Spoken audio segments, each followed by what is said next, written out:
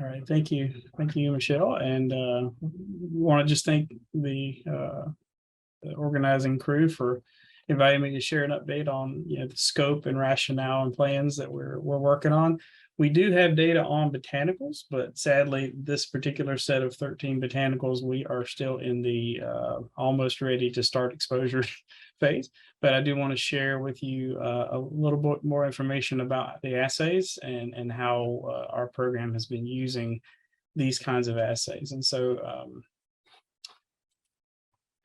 then, as others have pointed out, the sort of overall botanical safety consortium is organized in these different efforts, and the label that we have for our particular working group is the hepatotoxicity technical working group. But the entangled nature of the way that exposures and metabolism are active in the liver and affects lots of other organ systems and broader things, including ADME and botanical drug interaction potential.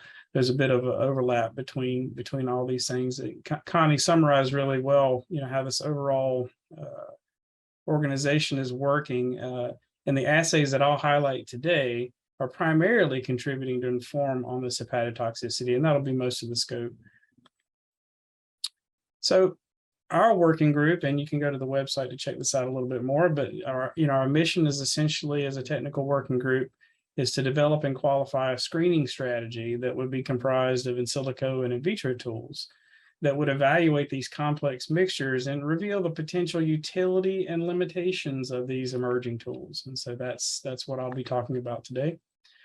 The field of in vitro liver models has been around for a bit, but for the most part, it started out with cancer cell lines, and since those early days has advanced quite a bit.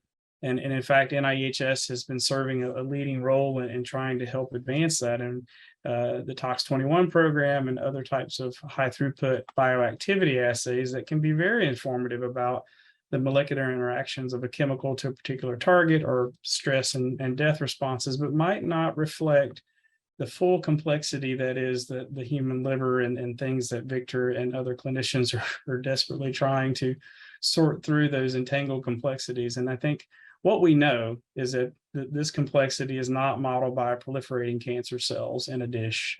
And so what we also know is that application of patient-derived cells, where you're actually starting to emulate architectural aspects of liver tissue, in this case with these cobblestone-like appearance networks, begin to foster an environment where hepatocytes will start to behave more like the liver, and they'll start to display hallmarks of liver physiology and adaptive response to xenobiotic exposures, and using those for regulatory purposes. And so our journey into botanicals kind of began using this model, as well as other related model systems. And our program, which I'm in the predictive toxicology screening group, and we've evaluated a number of test substances, including ginkgo biloba extract, black cohosh, echinacea, golden seal, and now blue cohosh has been something we've been looking at, using primarily 96 and 384 well plate assays that would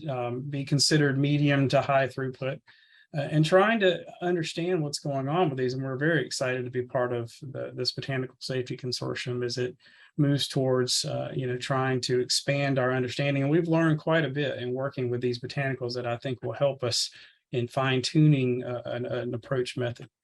In particular, we've sort of come to rely upon the advantages of these screening models to provide chemical context and dose response to allow us to prioritize chemicals. And I'll go into some more details around what you're looking at here, but suffice it to say, we've looked at, sets of 10 to 30 chemicals and tried to not only understand points at which they're starting to cause biological activity, but to sort of look at how those internal exposures might translate to a human, and using these sort of medium to high throughput assays to accomplish that.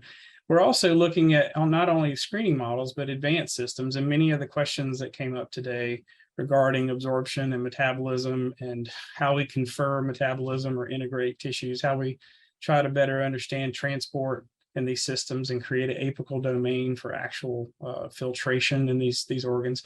is something that's a big topic of advanced research, and we're participating in some of that work.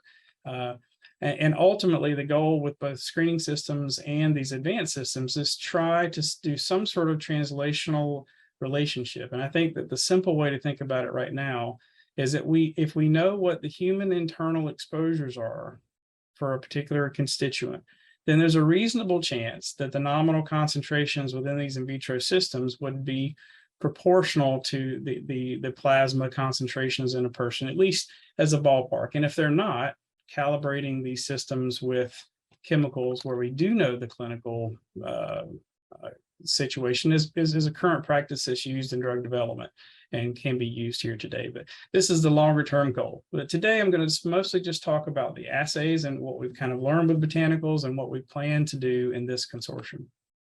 So our journey in this, and Cynthia Ryder is really responsible for my journey in this. And so I'm very, very honored to work with her on these things, is to look at ginkgo biloba extract. Actually, my mother-in-law has one of these trees in her backyard. I have to blow the leaves every so often. The leaves are very dense, very heavy. But we've been using cultures of primary human hepatocytes in sandwich culture configuration that were nice and happy and able to meet the expectations of drug interaction predictions for FDA regulatory submissions. And in evaluating a number of these different botanical extracts, usually in a 72 to 96 hour exposure paradigm, and along the way, looking at cell morphology, including documenting photomicrographs and scoring those images, looking at different assay systems. In the case of the ginkgo biloba extracts, we actually looked at 29 of these different lots of ginkgo biloba extract. And we looked at cell morphology. We looked at hydrogen peroxide levels in the spent culture media as a marker of oxidative stress. And then we also looked at a panel of 8 genes, 5 of which were sentinel to hepatic receptor pathways like the pregnane X receptor. And in particular, one thing we discovered was just this one gene was actually quite diagnostic in distinguishing lots of ginkgo biloba extract that were looking like the sort of gold standard reference materials versus ones that we comically call dirt. They basically just look like they're not doing anything until you start to see sort of a loss of cell viability. Then there's this one lot that actually turned out to be contaminated with Gotu cola that showed up in the biological activity data, and then we found out later in the chemistry data that it was a bit unique. So these assays can work, and something simple as pairing a primary human hepatocyte with a gene expression assay that is sentinel to a particular pathway that's important for drug clearance and hepatotoxicity can really be valuable with these mixtures as a whole mixture. And our particular question was to try to understand whether the test material that NTP had studied in our 2-year bioassays had actually represented something close to a reference material, or if it was some very different material. And so lots of work went into trying to understand this. And in the end, what we found was that the reference material and lots that looked like that biochemically or chemically actually were quite similar to the test material that we looked at. And so we were sort of able to provide data in a biological system that is able to emulate human receptor signal transduction pathways that are involved in increases in liver weight to demonstrate similarity. So that was one direct application. Cynthia and our collaborators, we were able to get this published, and there's another publication in works where we're starting to link the constituents that may have driven these similarities into an understanding of how individual constituents might be contributing to the features that we saw. And you can also use it to just rank constituents to translate quantitatively, and say, well, look, is there a potential for a botanical drug interaction? So you're looking at the potencies of the whole mixture versus the individual constituents, and you can begin to tease out the likelihood of a botanical drug interaction that would cause liver enzyme induction.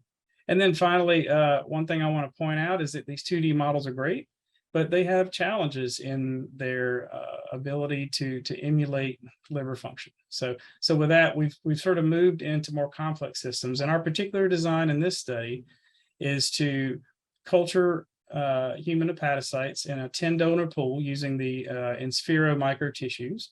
And these will be in a 3D4 wall plates. And we'll look at the 13 botanicals that everyone's looking at. We're going to also add, because we have such throughput, we'll be looking at these at 9 dose levels or concentration levels with half log spacing in a 96-hour exposure. But we'll also add additional reference drugs that will create context around drug-induced liver injury, and then also select botanical extracts as marker constituents in a case-by-case basis. So the assays that we're employing would be imaging, and we have an Opera Phoenix to image these spheroids. We have a variety of plate reader assays we plan to look at and offer as options that would be informative, including loss of cell viability, the hydrogen peroxide, reactive oxygen species, and then liver enzyme leakage marker into the spent culture media as a surrogate for classical ALT, AST type endpoints that you might see in vivo. And then most importantly, in terms of data generation, is to cover a broad spectrum of biological response possibilities using high throughput transcriptomics, where we've already qualified methods to take these 3D4 wall plates and to create robust data sets using this technology that's been published in a few different papers. And I wanted to highlight why we've made the decision to go into 3D. And it's really pretty straightforward that metabolism in these 2D models is roughly 10% or way less, depending on the cell type you use. Human liver, typically the cells derived directly from the human liver are the gold standard metabolic activity, and that's shown here in the left across hundreds of donor preparations of human hepatocytes. This is the median. And what you saw in Tox 21 is that we really didn't have a lot of xenobiotic metabolism for major drug clearance metabolism, liver metabolism pathways. But cells in 2D, they have some metabolism, but 3D cultures, and this is 3D primary human hepatocytes, these truly have the highest metabolism.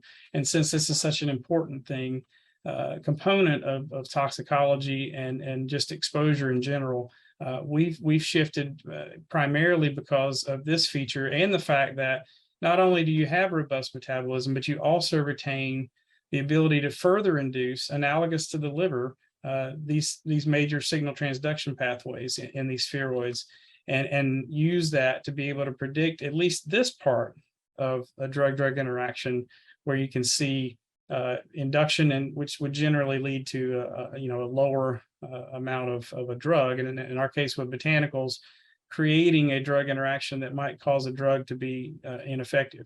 The system can also be used to look at inhibition that would oftentimes cause an increase in internal exposure levels. And so, but that's not built into our current design at the moment, but it is part of the hepatotoxicity consortium, just not our particular lab's assays.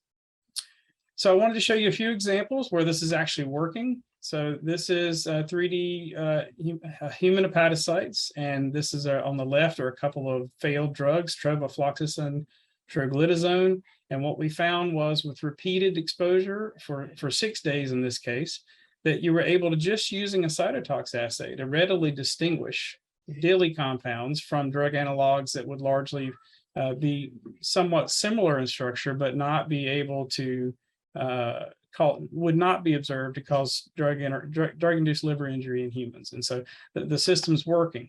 The problem with this assay system is it's just a cytotox assay, and it really doesn't have a sufficient breadth of biological space coverage to be able to have a comprehensive system.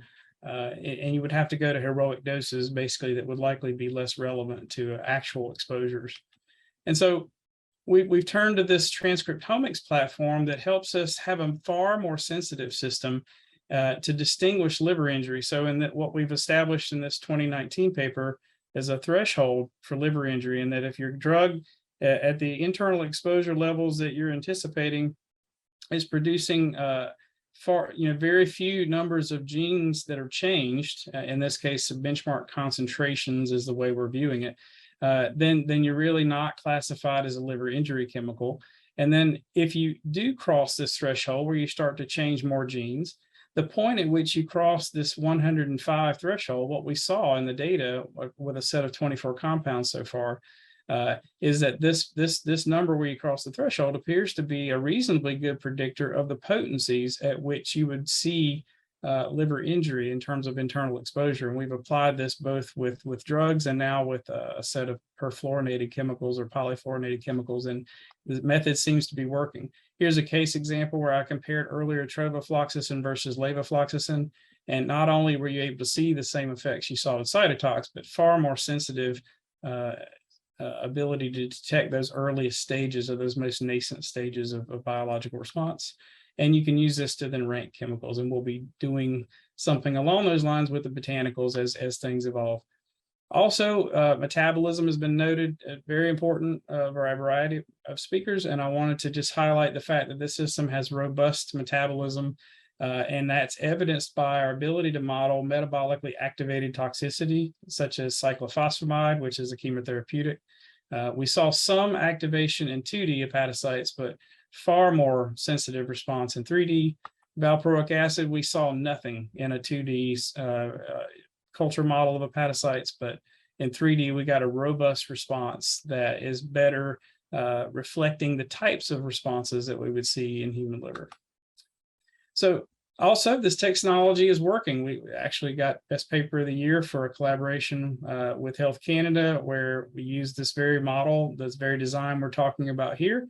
It's working. And also there are pharmaceutical efforts that have validated the use of spheroid microtissues to be able to do these kinds of studies. And so it's just not something new, but necessarily, but it is something that will be new to try to see how we can apply the transcriptomics with these botanical mixtures and then build confidence or lack thereof in these methodologies.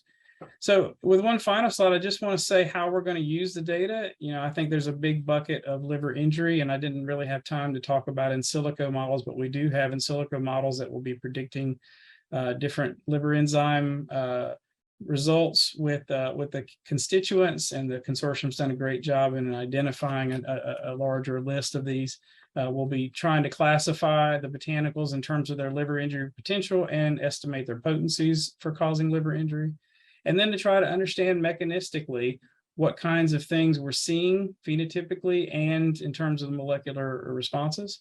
And then to use the data to inform botanical drug interactions and ADME as we try to predict those things.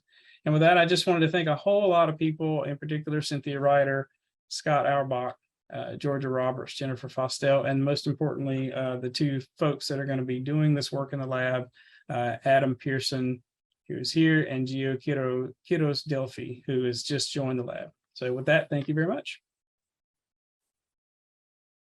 Thanks so much, Steve. Great overview. Really excited for this work. Oh, sorry, Michelle. Didn't mean to step on you. I don't see any questions in the chat. I really like your tie-in with ADME, though. I think that's going to be a really important thing going forward across all the groups, as you mentioned. Maybe since you've done some work with things like ADMET Predictor, could you speak a little bit on how maybe you would combine the two? Yeah, so ADMET Predictor is a package used by a good number of pharmaceutical companies, and it allows you to predict physchem properties, various metabolism endpoints, and also these clinical chemistry endpoints. And so from a computational standpoint, for hepatotox, we'll be able to, we've already got predictions for all of these different enzymes, and some of them are qualitative and some of them can be quantitative. And so to some extent, we'll have to, sort out decision trees that we can use with botanicals that would enable us to put, a decision for a given lot or new material in this framework. But I think, as you mentioned, Connie, the dose makes the poison is going to be a central theme of this. And I think one of the key things that we have to acknowledge with these in vitro liver models is we're IV injecting the botanical, and it's mentioned by a number of other presenters. And so our ability to try to emulate first pass metabolism a bit more, and then use that as a way to sort of expose these other systems will likely be the best way to do it. And some of these advanced microphysiological systems have actually turned to a place where they're actually taking the direct eluate from one system instead of having them connected continuously. and then moving that into the other system. And that sort of relay approach can be applied in screening models as well, where we condition chemicals in pools of spheroids. We then relay that over to another system. And this is a reasonably well-established way of doing suspension hepatocyte metabolism that could be sort of created for this particular need. The big lack that we have is the filtration into the bile and the urine. We don't really have those compartments right now. And barrier models are just starting to come out that might be able to address this, but they're not ready for this kind of work yet. And so I think we'll have to do a combination of well-established things, computational models that can fill in the blanks for the moment, and then use the chemicals that we have and the constituents that are part of this set of 13 to start to build those bridges between those individual constituents and what we know about their pharmacokinetics in vivo or botanical kinetics in vivo. Mhm.